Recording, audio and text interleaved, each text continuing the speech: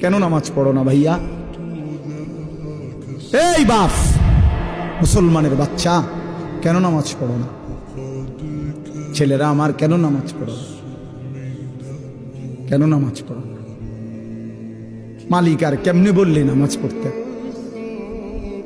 রাসূলুল্লাহ সাল্লাল্লাহু আলাইহি ওয়াসাল্লাম হাসরের ময়দানে জিজ্ঞাসা করবে, উম্মত, পিঠটা তায়েফের পাথরের আঘাতে চাল্লির মতো ছিদ্র বানায় ফেলছিলাম, ক্ষুধার কষ্টে পেটে পাথর বাঁধছিলাম, 3 মাস আমার ঘরের চুলায় আগুন জ্বলে নাই, আমি উম্মত দান দান শহীদ করে রক্তে ভাসে গেছি, 23টা বছর আমি কোনোদিন ঠিক মতো ঘুমাই নাই, এত কাঁদলাম, এত রক্ত ঝরাইলাম, বিনিময়ে তোর কলজাটা নরম করতে পারলাম না,